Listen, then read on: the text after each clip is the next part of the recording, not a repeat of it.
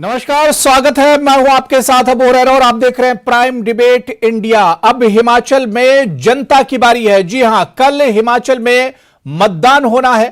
5 साल के बाद लोकतंत्र का पर्व फिर से आया है और यही वजह है कि हिमाचल की जनता में एक उत्साह देखने को मिल रहा है। कौन कौन से मुद्दे हैं, क्योंकि जब हिमाचल में चुनावी कैंपेन चल रहा था तो बड़े पैमाने पर शोर देखने को मिला था। बड़े पैमाने पर यहां पर जनसभाएं की गई थी, रैलियां की गई थी, बड़े बड़े स्टार प्रचारक यहां पर रैलियों में शामिल हुए थे।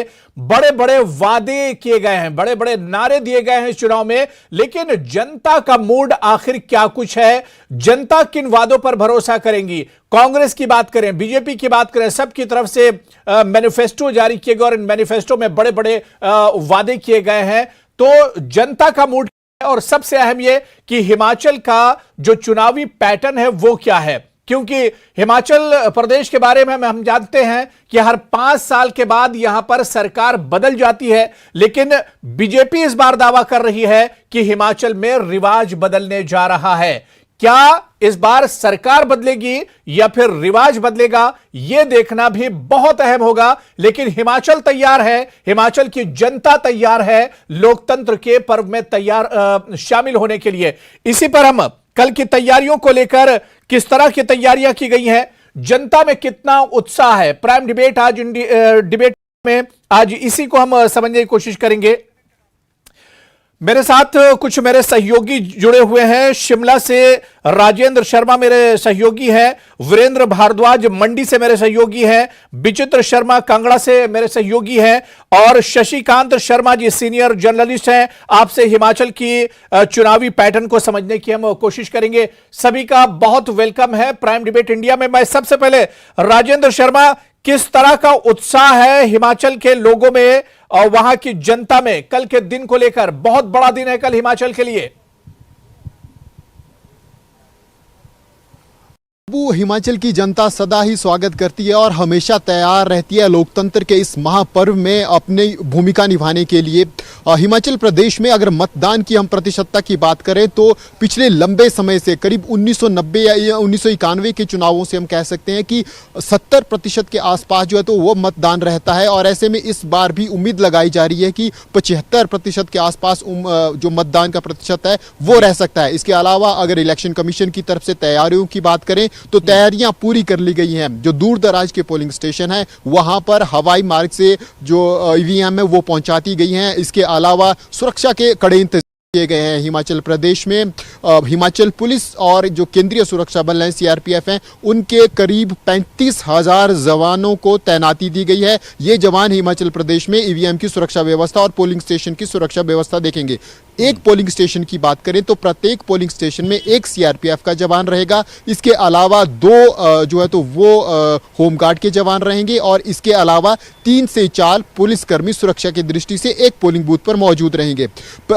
इलेक्शन कमीशन की तरफ से कोशिश की गई है, जब पिछले विधानसभा चुनाव हुए थे 2017 के, तो जो 50% पोलिंग बूथ थे उनको सीधा वेब टेलीकास्ट के माध्यम से जोड़ा गया था इलेक्शन कमीशन के ऑफिस से। और इस बार कोशिश की गई है कि 75% के आसपास, हालांकि 75% नहीं पहुंच पाया है, लेकिन 75% के आसपास जो पोलिंग स्टेशन है उनकी सीधी वेब कास्टिंग हो सके इलेक्शन कमीशन के दफ्तर से, ताकि निगरानी की जा सके निष्पक्ष चुनावों की। जो इलेक्शन कमीशन के ऑफिस में ऑब्जर्वर बैठे होंगे वो लगातार इन सीसीटीवी कैमराज के माध्यम से प्रदेश के दूर दराज के पोलिंग स्टेशन पर भी अपनी नजर बनाए रखेंगे। इसके अलावा अगर हिमाचल एक तरह से तैयार है और हिमाचल की जनता तैयार है। मैं वीरेंद्र भारद्वाज आपके पास आना चाहूंगा। मंडी की अगर हम बात करें, बहुत हाई प्रोफाइल डिस्ट्रिक्ट है ये और बड़े चेहरे यहां पर मैदान में है।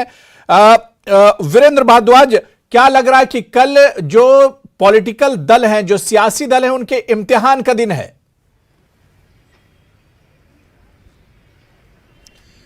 बिल्कुल निश्चित तौर पर आपने ठीक कहा अबू कि कल का जो दिन है वो यहाँ के जो दिग्गज नेता हैं, या हम कहें कि जो चुनावी मैदान में अपना भाग्य आजमाने के लिए उतरे हुए हैं, उनके इम्तिहान का दिन है। और इस इम्तिहान में जो है वो हिमाचल प्रदेश के मतदाता, जो मंडी जिला के मतदाता है, वो इस बात की परख करेंगे कि कौन सा नेता जो है वो उनकी कसौटी पर खरा उतरता है, किसके पक्ष में वो अधिक मतदान करते हैं और किसे जो है वो पूरी तरीके से नकार देते हैं। कल सुबह ठीक 8 बजे से हिमाचल प्रदेश के सभी मतदान केंद्रों में मतदान की प्रक्रिया शुरू हो जाएगी।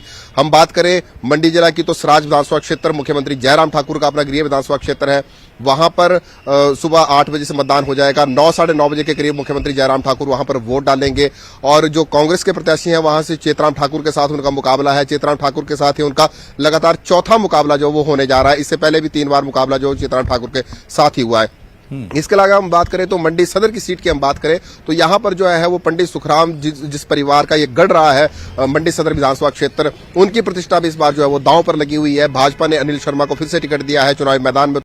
कांग्रेस की तरफ से चंपा ठाकुर है जिन्हें जो कौल सिंह ठाकुर की बेटी हैं, कांग्रेस के बड़े सीनियर लीडर हैं। और यहाँ पर बागी जो हुए हैं प्रवीण शर्मा बीजेपी से, वो भी चुनावी मैदान में यहाँ पर अपना भाग्य आजमा रहे हैं। इसके अलावा अगर हम द्रंग विधानसभा क्षेत्र की बात करें वहां पर जो कांग्रेस के वरिष्ठ नेता है कौल सिंह ठाकुर, वो 11वीं बार द्रंग विधानसभा क्षेत्र से चुनाव लड़ रहे हैं। 8 चुनाव वो जीत चुके हैं, 2 चुनाव वो हारे हैं और 11वीं बार वो चुनावी मैदान में यहाँ से उतरे हुए हैं। और अगर कांग्रेस पार्टी को कहीं मैंडेट मिलता है तो फिर मुख्यमंत्री पद के वो सबसे प्रबल दावेदार जो हिमाचल प्रदेश में होंगे। उनका मुकाबला उन्हीं के चेले ऐसे बड़े जो पिछली बार निर्दलीय चुनाव लड़े थे, दांव पर लगी हुई है और कल उनकी किस्मत का फैसला भी एक तरह से हिमाचल की जो जनता कर देंगे। मैं विचित्र शर्मा आपके पास आना चाहूंगा। विचित्र, हमने देखा कि बड़े जोरों शोर से कैंपेन हिमाचल का हुआ है। बड़े बड़े स्टार प्रचारक और पीएम गृह मंत्री और कांग्रेस की तरफ से भी बड़े बड़े चेहरे कैंपेन में शामिल हुए, लेकिन अब कल मतदान की हम बात करें तो अब हिमाचल की जनता की बारी है।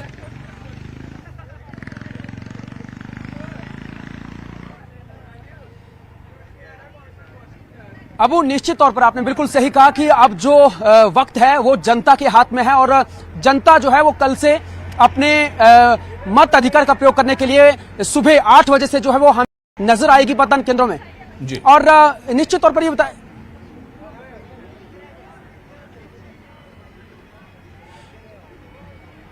अब वो सवाल कर रहे हैं आप?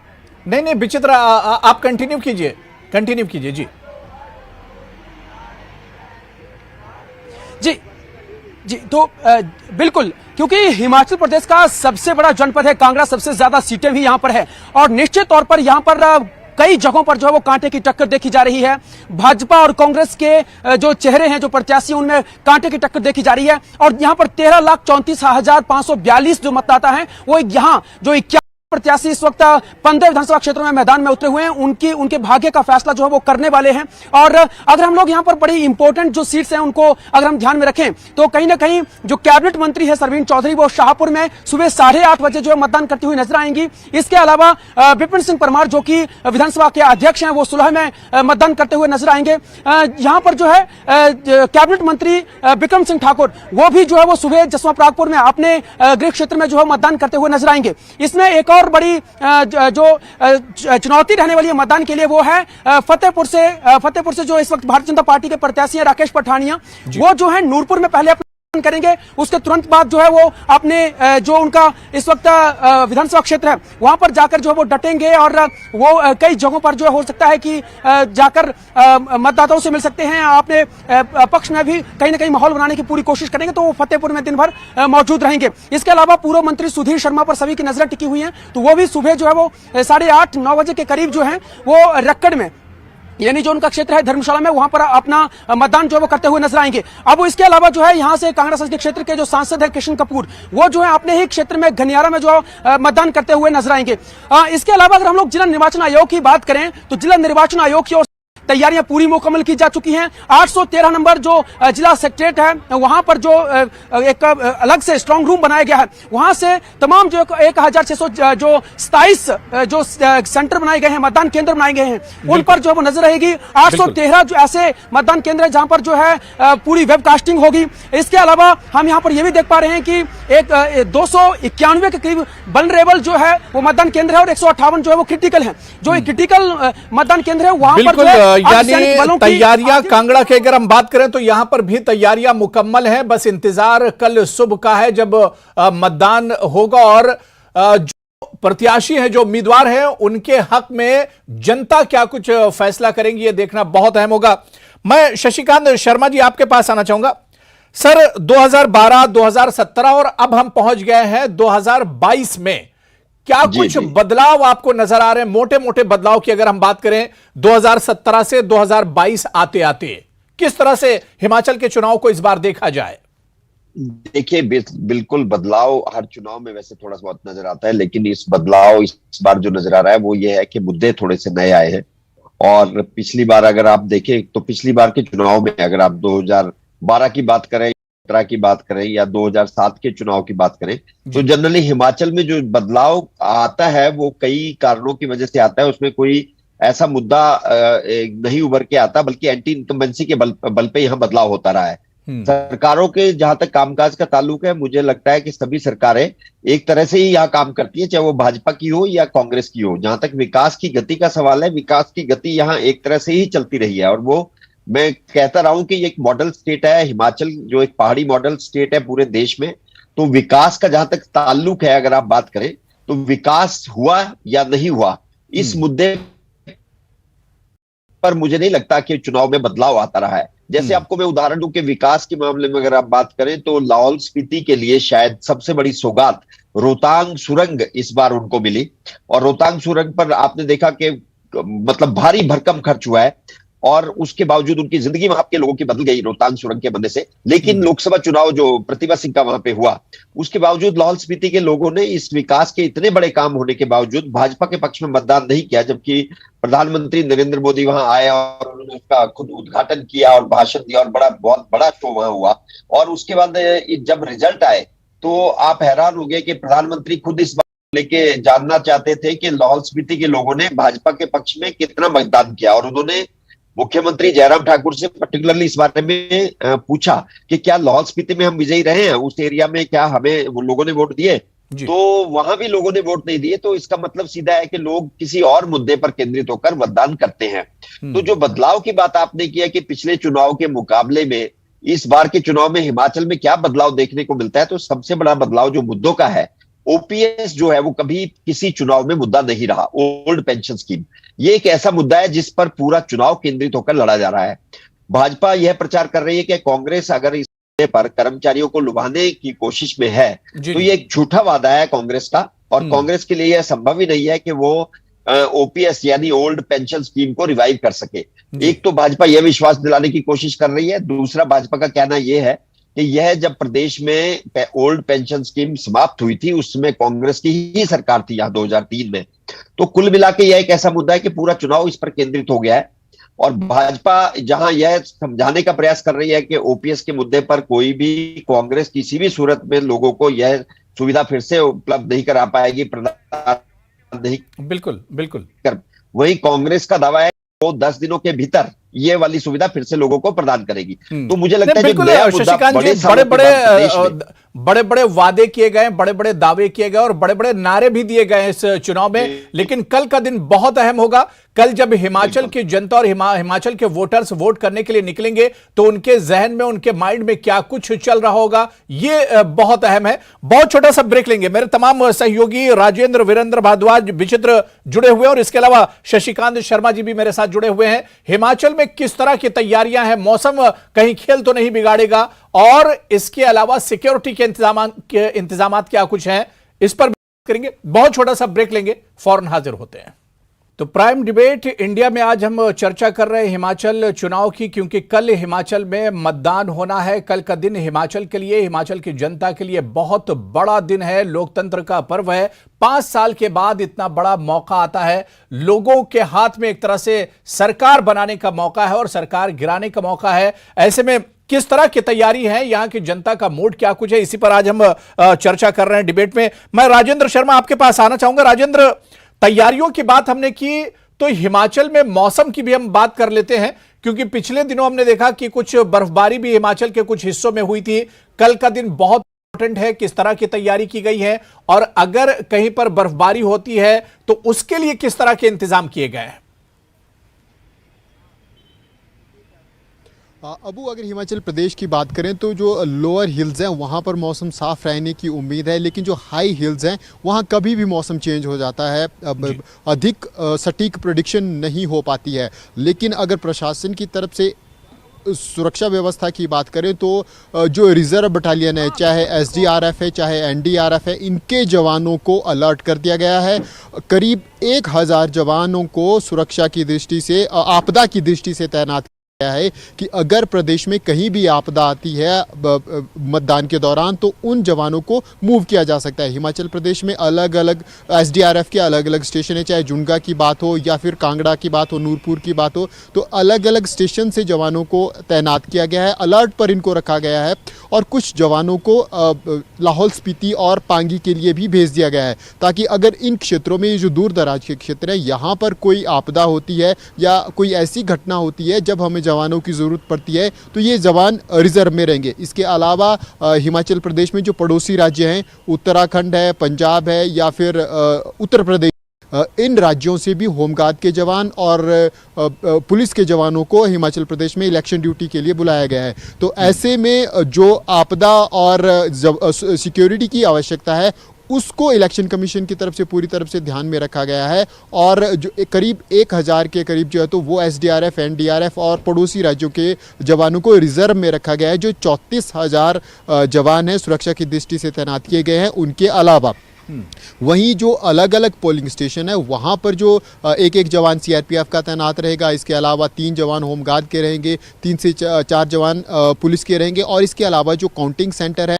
या जो लॉक रूम है जहां पर ईवीएम रखी जा रही है, वहां पर अलग से जो सिक्योरिटी है वो सीआरपीएफ की निगरानी में होगी। हाँ, हालांकि वहां पर 3 लेयर सिक्योरिटी जो है तो वो होती है। जो पीछे के चुनाव हुए हैं, चाहे लोकसभा के चुनाव, विधानसभा के चुनाव हमने देखे हैं, तो 3 लेयर सिक्योरिटी वहां पर रहती है। लेकिन जो मुख्य लीड होती है वो वहां पे सीआरपीएफ के अधीन रहती है। तो ऐसे में सिक्योरिटी के नजरिए से जो पूरे प्रबंध सिक्योरिटी के बिल्कुल चाको चौबंद और पुख्ता इंतजाम किए गए ताकि किसी तरह की कहीं पर कोई चूक न होने पाए। मैं वीरेंद्र भारद्वाज आपके पास आना चाहूंगा।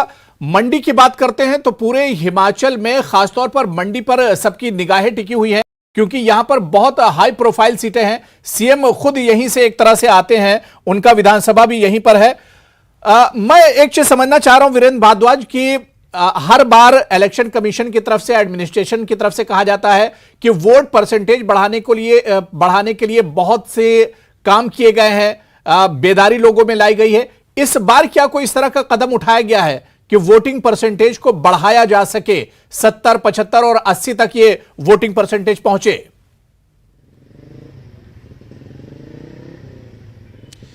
देखिए अबू, अगर मंडी जिला की हम बात करें तो मंडी जिला में अमूमन वोटिंग परसेंटेज काफी ज्यादा है। यहाँ के जो लोग हैं वो मतदान करने के लिए खुलकर जो है वो आगे आते हैं और सुबह ही जो है वो लंबी लंबी कतारें लगने जो है वो शुरू हो जाती हैं।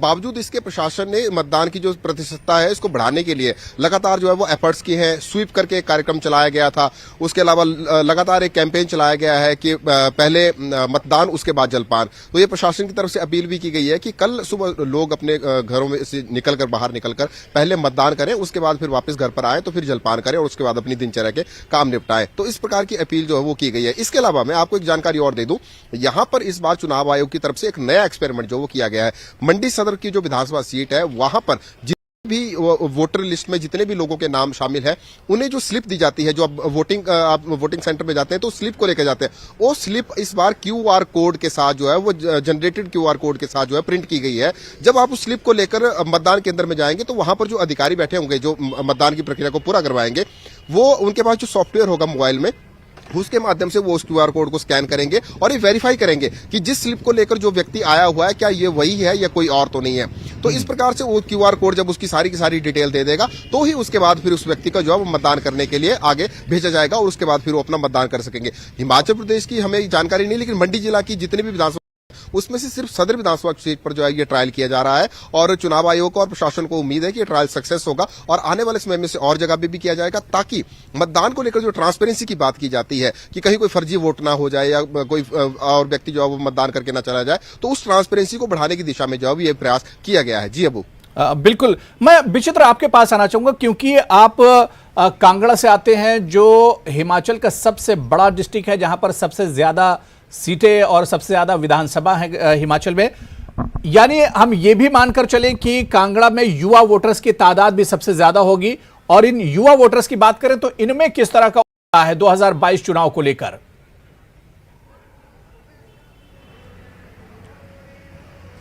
निश्चित तौर पर अबू आपने बिल्कुल सही कहा है। अगर हम लोग ऑल ओवर अगर वोटर्स देखें तो जैसा कि मैंने पहले भी बताया है कि 13,34,542 मतदाता हैं। उनमें से अगर हम लोग महिलाओं की बात करें तो महिलाएं और पुरुष जो है वो बिल्कुल 50-50 हम कह सकते हैं। क्योंकि 6,53,661 जो है वो महिलाएं हैं, तो वहीं दूसरी तरफ जो है 6,80,548 के करीब जो है वो पुरुष हैं। तो ऐसे में जो है इनमें से जो आधे हैं वो युवा है। तो अंदाजा लगाया जा सकता है कि युवा जो है वो कितनी अहम भूमिका यहाँ पर निभाने वाला है अपने मतदान केंद्रों में। तो ऐसे में जो हमने लंबे अरसे से जो लगातार हम लोग ग्राउंड कवरेज हम लोगों ने की है, युवाओं से हमने बातचीत की है, तो निश्चित तौर पर उनमें काफी उत्साह है और वो न केवल जो है मतदान करने के लिए खुद जाएंगे बल्कि दूसरों को भी अब कहीं ना कहीं प्रेरित कर रहे हैं। इनफैक्ट जो दूसरी जो ओल्ड जनरेशन है उनको भी वो कह रहे हैं कि किस तरह से जो है वो नए तौर तरीकों से आप मतदान करना है। जाहिर तौर पर अभी जिस तरह से लगातार हम लोग जब युवाओं से भी बात कह रहे थे कि उनको किन मुद्दों को लेकर जो है वो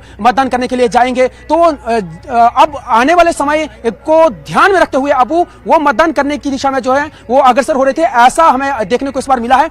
उनका खास इस तरह से कि शिक्षा का स्तर बढ़ना चाहिए, स्वास्थ्य का स्तर जो है वो बढ़ना चाहिए। इसके अलावा जो है वो बेरोजगारी के लिए कौन कौन से फैक्टर जो है वो जिम्मेदार रहते हैं उसको मद्देनजर रखकर जो है वो उन्हें वोट करना है। तो जाहिर तौर पर युवाओं में काफी उत्साह यहां पर देखने को मिल रहा है और 12 नवंबर को जब मतदान शुरू होगा तो निश्चित तौर पर हम ये देखने की पूरी कोशिश करेंगे कि युवाओं का किस स्तर पर जो है वो जो है क्रेज यहां पर देखने को मिल रहा है। क्या युवा जो है कहीं मतदान में पीछे तो नहीं नजर आ रहा है या फिर फ्रंट फुट पर है या सुबह ही वो लाइनों में खड़ा होता है कि नहीं होता है। ये तमाम सारी चीजें जो है वो देखने वाली रहेगी, जिसके लिए हम लगातार सुबह से जो है वो कवरेज करेंगे और अपने दर्शकों को दिखाएंगे।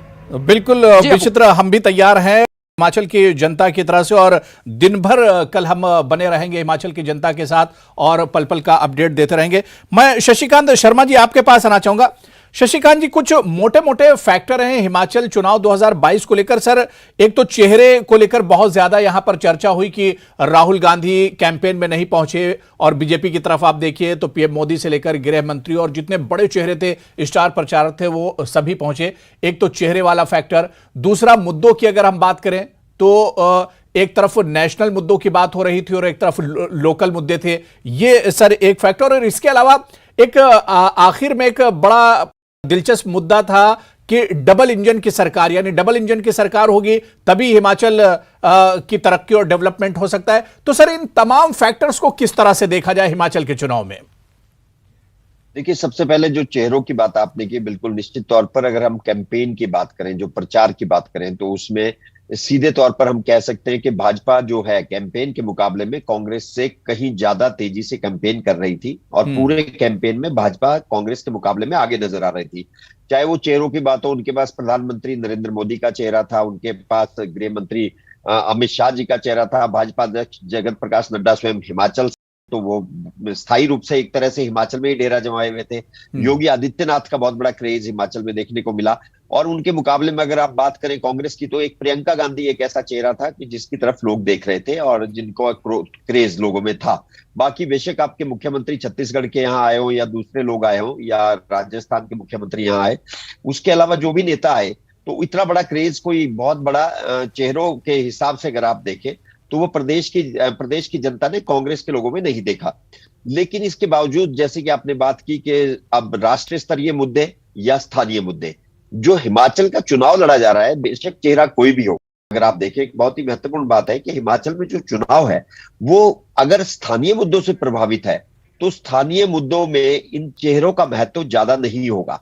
यह ठीक है कि एक विश्वसनीयता की बात है, जैसे भाजपा इस बात को क्लेम कर रही है कि डबल इंजन की सरकार वो देगी और अगर हिमाचल की जनता यहां पर जयराम सरकार को फिर से जिताती है तो केंद्र की सरकार उसके साथ मिलकर हिमाचल के विकास को तेज करेगी।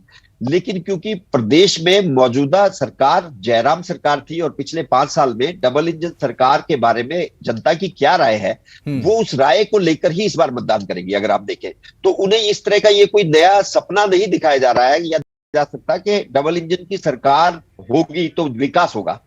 अगर डबल इंजन की सरकार पर उन्हें भरोसा है तो फिर निश्चित तौर पर वो भाजपा के पक्ष में मतदान करेंगे, क्योंकि पिछले 5 साल से भी डबल इंजन की यही सरकार यहां पर काम कर रही थी। तो सीधी सी बात है कि अगर स्थानीय मुद्दों के हिसाब से डबल इंजन की सरकार उनकी आशा के अनुसार काम करती रही है तो भाजपा को मतदान मत में बढ़त मिलेगी। लेकिन यदि लोग इससे निराश हैं तो वो डबल इंजन की सरकार का नारा किसी पे भी कोई प्रभाव नहीं दिखा पाएगा। ये कल पता चलेगा कि लोग किस पक्ष में मतदान करते हैं।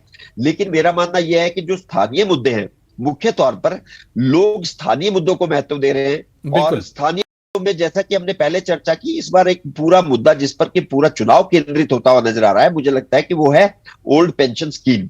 और इसके अलावा हालांकि दोनों ने बहुत सारे मुद्दों को छुआ है और भाजपा ने तो आश्चर्यजनक रूप से, अगर आप देखें, नहीं बिल्कुल शशिकांत शर्मा जी की अब तो जाहिर सी बात है कि जनता की और आवाम की बारी हिमाचल में है। वादे, नारे और दावे तो बहुत कुछ किए गए, मैनिफेस्टो जारी किए गए, उनमें बड़े बड़े वादे किए गए हैं। तो आवाम किन वादों पर भरोसा करेंगी और किन पर भरोसा करेंगी, यह देखना बहुत अहम होगा, क्योंकि कल आवाम की बारी और आवाम किसके हक में क्या फैसला करती है, यह 8 दिसंबर को दूध का दूध और पानी का पानी हो जाएगा। बहुत बहुत शुक्रिया शशिकांत जी इस चर्चा में मेरे साथ जुड़ने के लिए। विचित्र शर्मा, वीरेंद्र भारद्वाज जी और राजेंद्र शर्मा, सभी का बहुत बहुत शुक्रिया इस चर्चा में जुड़ने के लिए। नमस्कार।